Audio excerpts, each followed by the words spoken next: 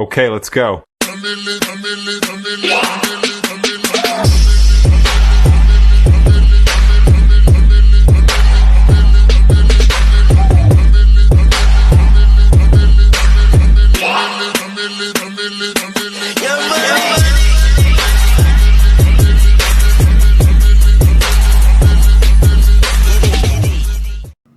Welcome back to Grinding for My Moment, the podcast. I'm your host, Tammy T, entrepreneur, storyteller, and proud owner and founder of B.U.T.T.E.R Bakery and Cafe, right here in beautiful downtown Memphis. Today, we're talking about something that can either build your business or quietly break it, and that is customer service, y'all. Because having a great product is important, but how you make people feel while delivering that product is what keeps them coming back, all right? So in today's episode, I'm introducing my signature customer service framework, the B.U.T.T.E.R method, all right? This is a simple 6-step approach that will help you serve customers better, train your team more effectively, handle problems professionally, and create an experience that people will remember. And you know me. If we're going to talk about business, we got to put a little butterific flavor on it. So business owners, entrepreneurs, managers, and team leaders, grab your notebook, settle in, and prepare to take an honest look at the experience your business is providing. Because great customer service is not just something we do, it's who we are. Now let's get into this B.U.T.T.E.R method, baby. You better believe it. You better know it. You better not doubt it. Don't blink, don't miss it, I've been built for it. Grinding for my moment, grinding for my moment. Say my name right now, I'm right here for it. Right here. Hey family, it's your girl, Tammy T, owner and founder of B.U.T.T.E.R and Cafe, right here in the heart of downtown Memphis. And today we're talking about something that can make your business grow, make your customers come back, and make people speak your name in rooms that you've never even walked in. We're talking about customer service. You better believe it. You can have the best cookie in the city, the prettiest building, the fanciest logo, the newest equipment, and a social media page that looks like $1 million. But if people don't feel welcome, respected, or appreciated when they pull up on you, all that pretty stuff is the decoration. At B.U.T.T.E.R we say it's not just dessert, it's an experience that you'll never forget. And that word experience matters. A customer may come in for a butter cookie, but what they remember is how you made them feel while they were buying it. They remember whether you looked up. They remember whether you listened. They remember whether you act like their money mattered and their presence mattered. It's a simple framework that any business can use. I call it the B.U.T.T.E.R method. You know I had to put some butter on it. But this is bigger than a bakery, y'all. This works in a salon, a restaurant, a clothing store, a trucking company, a doctor's office, online business, anywhere human beings are serving other human beings. The B means be present and attentive. The U means understand the customer's needs. T, take responsibility. The other T, turn problems into opportunities. The E means exceed expectations every time, and the R means respond with gratitude. By the end of this conversation, I want you ready to take this method, teach it to your team, and use it immediately. Not next quarter, not after another meeting, but today. Because great customer service is not a department, it's a culture. And culture is what you repeatedly allow, teach, model, and celebrate. Now ask yourself, what do people feel when they interact with your business? What do they feel, y'all? B, be present and attentive. Being present means you look up, you make eye contact, you listen without preparing your answer while the customer is still talking. You notice the customer who looks confused. You notice the parent trying to manage 3 children. You notice the older customer who may need a little more time. You notice the regular customer who usually smiles but seems a little down today. That's what it means to be present, and that is what it means to be attentive. And let me say this, being attentive is not the same thing as hovering over people. Give people room to look around, but let them know you're available. You can say, take your time. I'm right here if you have any questions. That's service with dignity. You're not pressuring them and you're not ignoring them, okay? Your body language is also a part of your customer service. That folded arms communicates something. Rolling your eyes communicates something. Talking to another employee while a customer is standing in front of you communicates something. You can say all the right words, but if your face is saying, I wish you'll hurry up, the customer can hear your face. That's crazy, but yes, the customer can hear your face, y'all. Your team will not consistently give customers what you do not consistently give your team. If you want your employees to listen, you have to listen to them. If you want warmth at the counter, warmth must also exist behind the counter. Customer service begins before the customer arrives. It begins with the culture inside the building. Okay, so here's the B test. If a customer walked into your business right now, will they receive your full attention or will they receive whatever attention you have left? Present said, for this moment, you matter. And people remember businesses that make them feel like they matter. Man, drop a B in the comments if you believe that people deserve to be seen instead of processed. Come on, y'all. B. Be attentive. You understand the customer needs. Notice I didn't say assume the customer needs. Understand the needs. There's a big difference. A customer may say, I need some cookies, but your job is the next to ask good questions. Are these cookies for you? Are they a gift? Are they for the office, a birthday, or a church event? Does anyone have a nut allergy? Do you need them individually packaged? And when do you need them? You see, the better your questions, the better your service. Understand the customer's needs, y'all. I'm telling you, sometimes a customer does not know the exact product they need. They only know the outcome that they want. They may want to make someone smile. They may need something impressive for a meeting. They may be traveling that they need to hold up during the trip. Or they may be watching their budget. You understanding the customer need helps you make a recommendation instead of just simply ringing up a purchase, okay?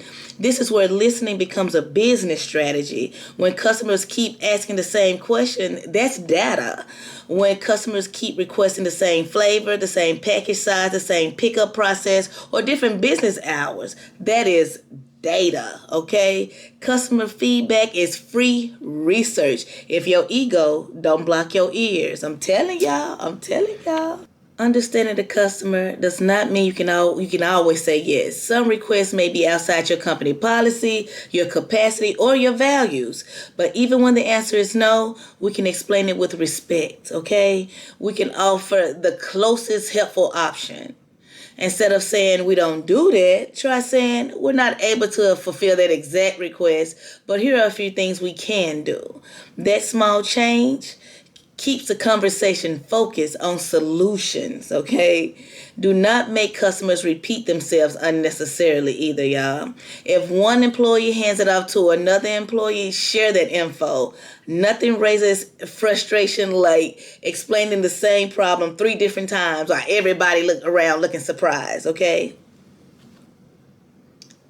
A good handoff sounds like this, okay? Ms. Johnson, this is Derek. I've explained that you need to order by Friday, and we're checking the packaging options. He's going to take it from here.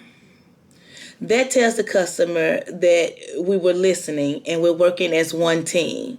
So here's the you question. What does this person really need from us right now?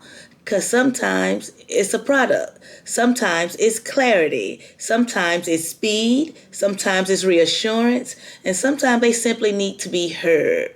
Do not sell past the need. Serve the need and allow trust to grow from there, okay? All right, let's get it. We finna get into that T. I took notes so y'all know how this going. Okay, T, take responsibility. Okay, take responsibility. This is the one that separates mature businesses from businesses that's always making excuses. Oh my goodness. When something goes wrong, the customer does not need an eternal documentary about who did it, okay? They do not need, that was the night shift. They do not need to hear the new employee took that order, and they don't need to hear the system was acting up. Those details may matter, but when we investigate the problems behind the scenes, but at the counter, responsibility sounds like this. I'm sorry this happened. Let me see what I can do to make it right. Okay? That's it. That's it. Taking responsibility does not always mean that every accusation is correct. It means owning the next step. Maybe we need to check the receipt. Maybe we need to call a manager. Maybe we need to remake the order, or maybe we need to just clearly state the policy. But we do not abandon the customer in the middle of confusion. Here's something I teach. Do not pass the problem, walk the problem. If you need to involve someone else, stay connected until the handoff is complete. Okay? Customers should not have to hunt through your organization trying to find someone who's willing to care. A sincere apology is not weakness, it is leadership. An apology should not come dressed up in blame. I'm sorry you feel that way. It's not the same as saying, I'm sorry this experience fell short. One statement protects your ego. The other statement acknowledges the customer's experience, y'all. Then we move from apology to action. Tell the customer what you're gonna do. Give them a realistic time, and then follow through. If you tell the customer you will call by 3 o'clock, call by 3 o'clock, y'all. Even if the update is we still working on it. Because silence makes people create their own story, and their stories usually they forgot about me, and you don't want that. Owners, we also have to create clear boundaries for our team. Give your employees clear authority. What can they replace without calling you? What discounts can they offer, and when should they call a manager? If every small solution requires the owner, the customer has to wait. The employee feels powerless, and the owner becomes the bottleneck wearing an apron. So here's the first T question. What part of this situation can I own right now? Ownership builds confidence. Excuses spend trust. And trust is one of the most expensive things a business can lose. We do not have to own every cause, but we must own our response. T, turn problems into opportunities. That's that second T, y'all. Now, I'm not saying that we celebrate problems. No one wakes up and says, Lord, please send me 3 complaints before lunch. But when a problem comes, and it will, we can choose what happens next. A complaint is a customer giving you a chance to see your business from the other side of the counter. That does not mean that every complaint will be delivered perfectly. Some people come in hot. Some people type in all caps, like the keyboard owes them money. But underneath the emotion, there may be information that we need. First, lower the temperature. Do not match energy, okay? Keep your voice calm. Thank the customer for bringing the customer to your attention. Ask questions. Repeat back what you understood. Then offer the clearest next step that you can honestly provide, okay? Second, fix the customer issue whenever possible. Third, fix the system that allowed the problem to happen.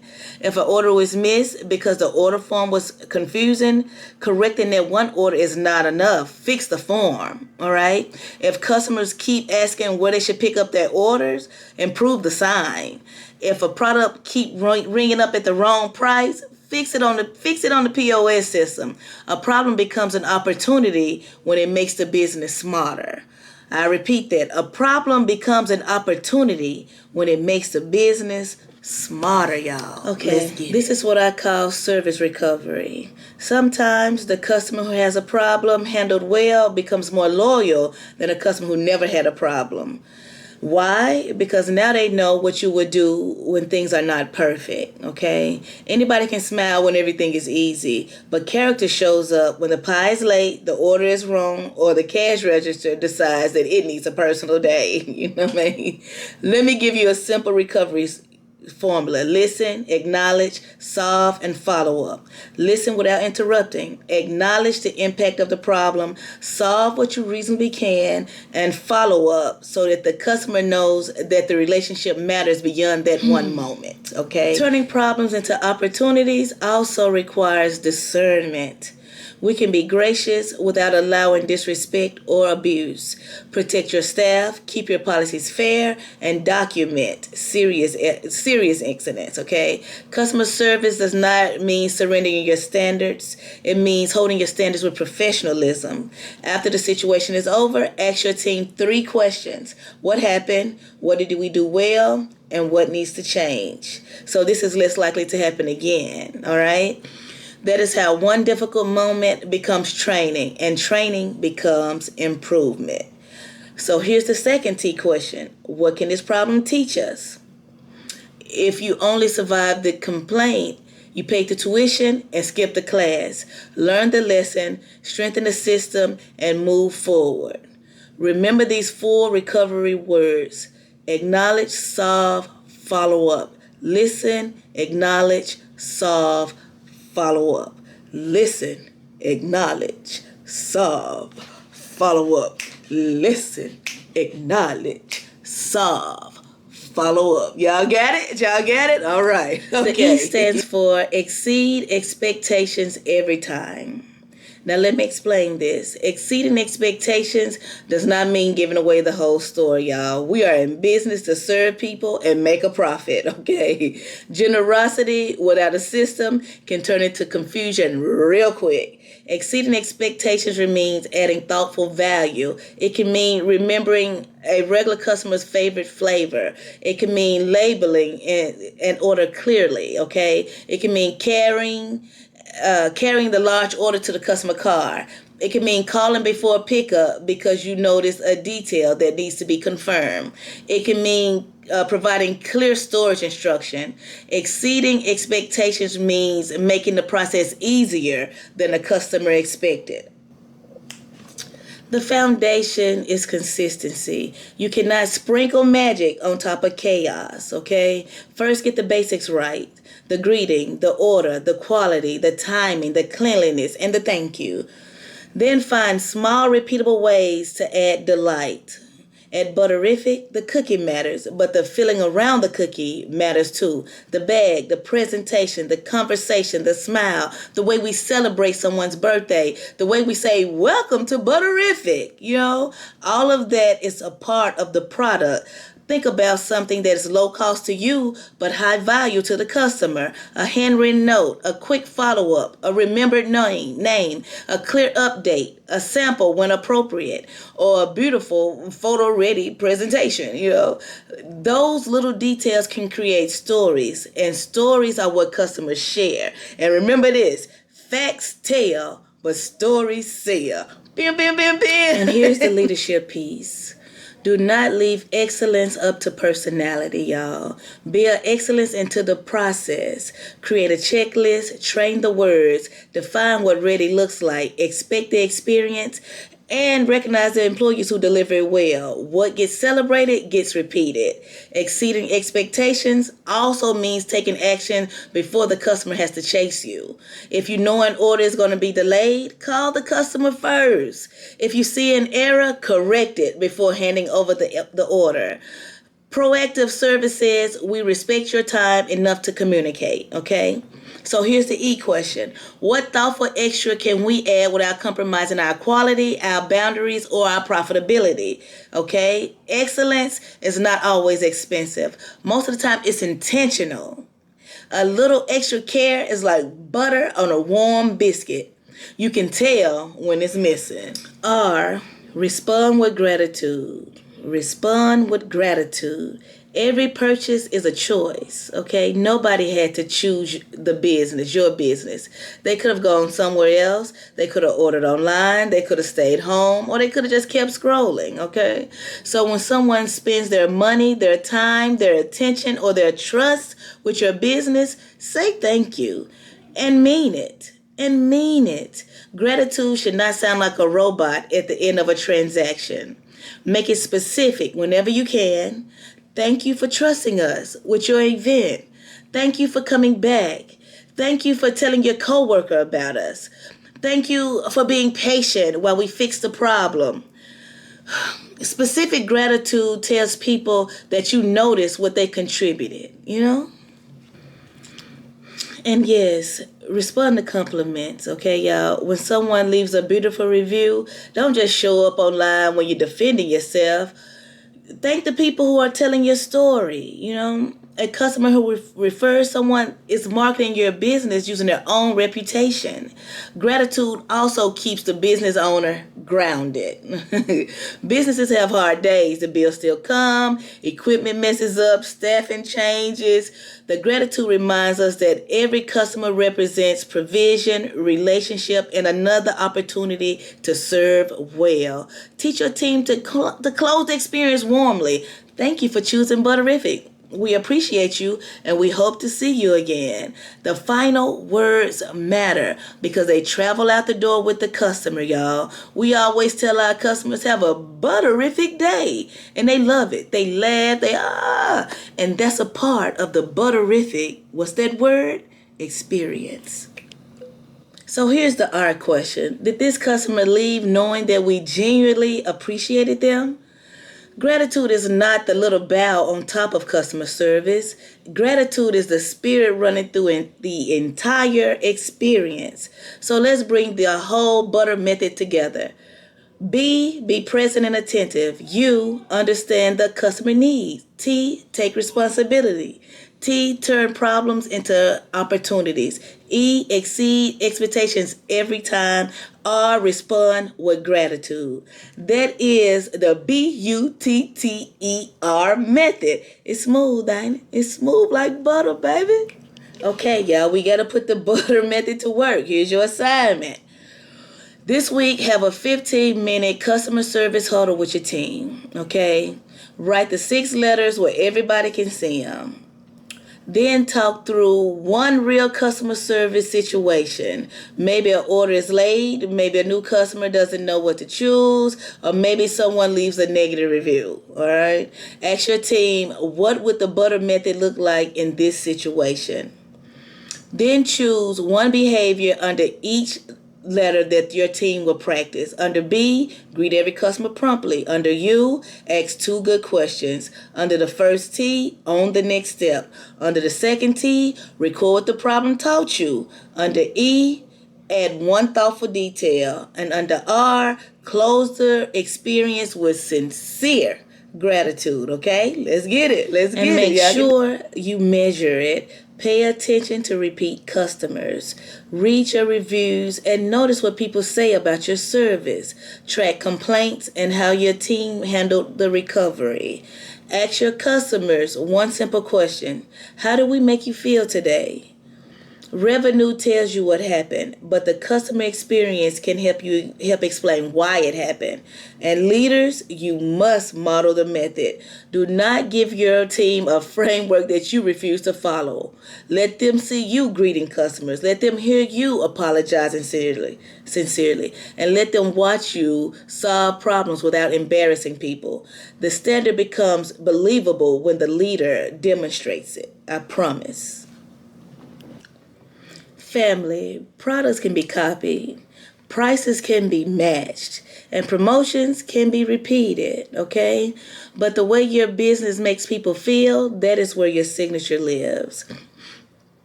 The butter method is not about pretending that every day is perfect. It's about choosing a standard, especially on the imperfect days. Be present. Seek understanding, own the response, learn from the problem, add thoughtful excellence, and stay grateful, okay? If this message helped you, like this video, share it with another business owner, and subscribe to the channel, okay? In the comments, tell me which letter your business needs to strengthen right now. B.U.T.T.E.R. There is no shame, y'all. We are here to grow. Let's get it. We grind. And remember, whether you sell cookies, clothing, consulting, or cars, people may forget the transaction, but they will carry the feeling. serve people well, build a relationship, protect the standard, and give your customer an experience worth talking about. I'm Tammy T, owner and founder of Butterific Bakery and Cafe. And you better believe great customer service still matters, y'all. And when you put the butter method to work, that's butterific. I'll see y'all in the next video, man. This is Grinding for Your Moment, the podcast. Woo! That was rich. Customer service, y'all, it still matters. And I'll never forget, y'all. No, y'all, I think it was Maya Angelou. I can't remember who said it, but they may forget what you say. They may even forget what you did. But they'll never, ever forget how you made them feel. Peace and blessings, y'all. Thank y'all for tuning in. Like, subscribe, share, all of that. Bam, bam, bam, bam.